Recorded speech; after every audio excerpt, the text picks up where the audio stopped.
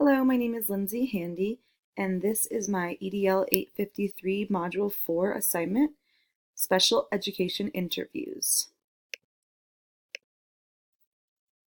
The three people I interviewed are Amanda Romero. She's an administrator. She has been the Dean of Students for the last 2 years. Previously, she was a behavior counselor. She also worked as a para for 1 year, and she plans to work her way up to school principal.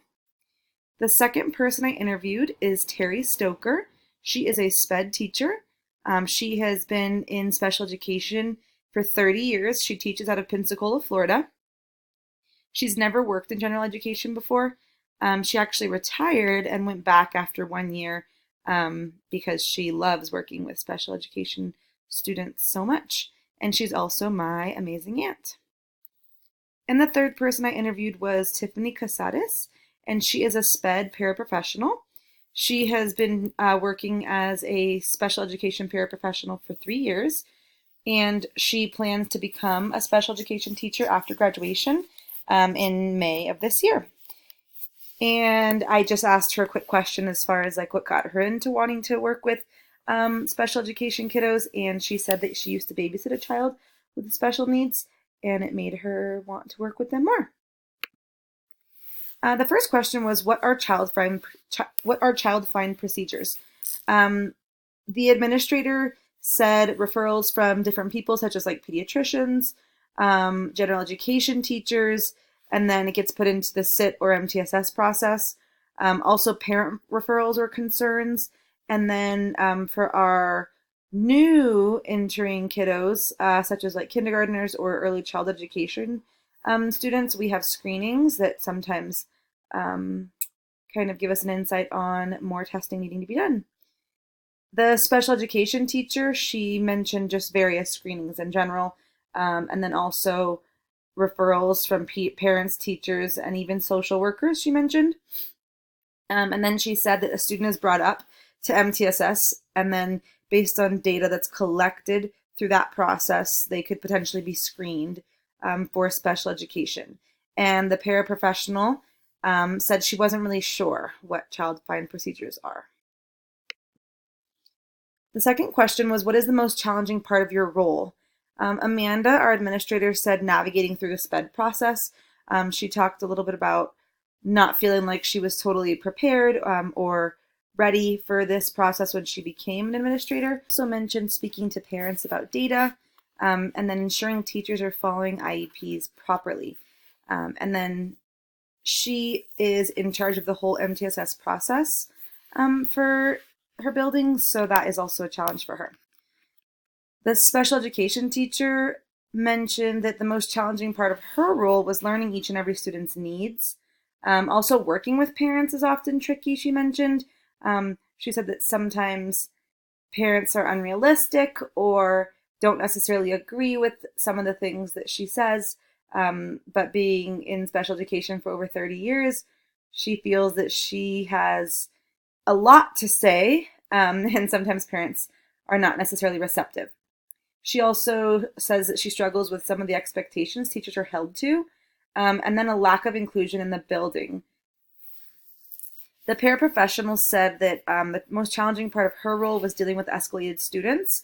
I guess she feels that there's a lot of burnout for paraprofessionals in the special education field just because of the lack of support and just dealing with a lot. And then understanding the trauma that some of these students have.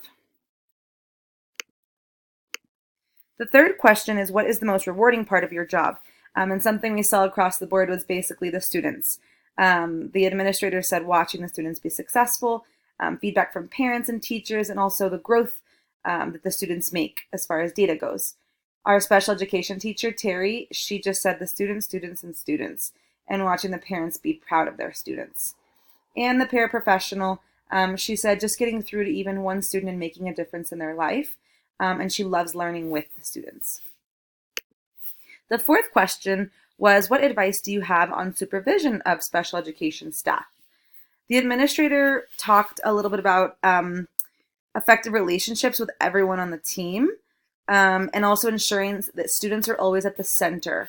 and to be really, really good at communicating effectively and efficiently.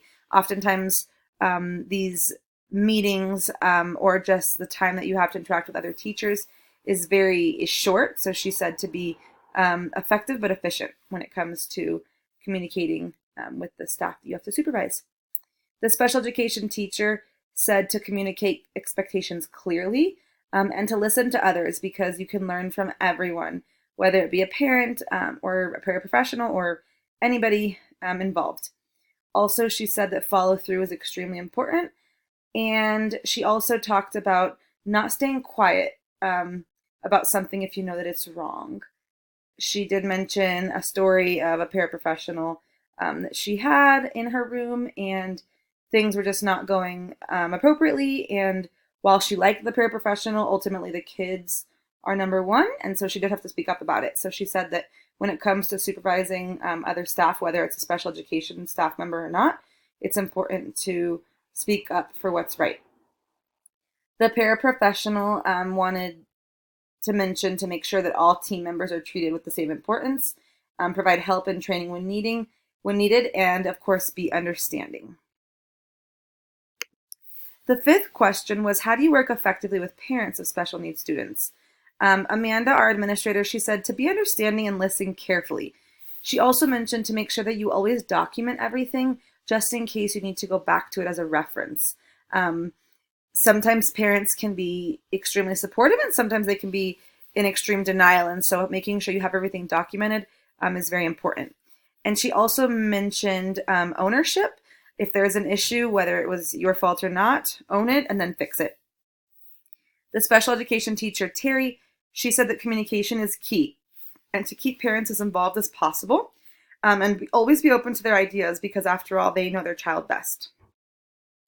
And finally, the paraprofessional, she talked a little bit about not having as much parent contact as she would like. She doesn't necessarily get invited to IEP meetings or any meetings that are formal. So she just says that when she does have contact with them, she's honest and just lets them know that she's there to help their child be successful. And that's pretty much it. The sixth question was, how do you work with the general education teachers with SPED students?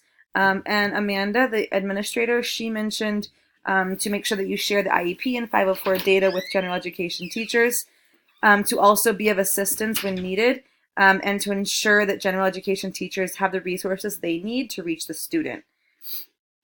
The special education teacher, she said that to make sure that you share ideas of what works with the special education students with their general education teacher, to work smart, not hard, basically. Also to collaborate on issues. If you're having an issue, chances are the general education teacher might be as well. And so if you guys talk about them together, then you guys can come up with a resolution together. She also mentioned to compare and share data and to be supportive of one another. The paraprofessional mentioned that she doesn't generally work with the general education teachers. The seventh question was, what advice do you have for a first-year administrator? And Amanda, our administrator, said to make sure you ask for help when you need it and learn a lot. She mentioned that most of what she's learned has been from really just hands-on experience, sitting through meetings, being open with them that she may not have the answer, but that she will find it. So just to ask a lot of questions. She also mentioned to build relationships with everyone, especially the kiddos. Having that relationship with kids, parents, staff members is going to be the most important thing, especially when it comes to being your first year. The special education teacher, Terry, she said, be patient and don't be afraid to ask for help. Be supportive of your fellow teachers and be a facilitator to share the power. The paraprofessional mentioned that you should always make sure to keep an open line of communication with all team members and to recognize everybody that's involved, even the little guys. And the last question was, what characteristics do you seek in aspiring administrators with regards to special education? Amanda, the administrator, said compassion, patience, thorough, and willing to learn every day. She talked a lot about the laws and the different practices that are involved with special education and making sure that you are a person that pays close attention to small details, because those details are very important when it comes to special education and making sure that these students are getting what they're entitled to. The special education teacher, Terry, also mentioned patience, always having students first, being flexible, and an effective communicator. And finally, the paraprofessional, she mentioned to be fair. She also said somebody that can build relationships and can communicate effectively. And finally, to be a good listener. Thank you for listening, and that is my interview with special education.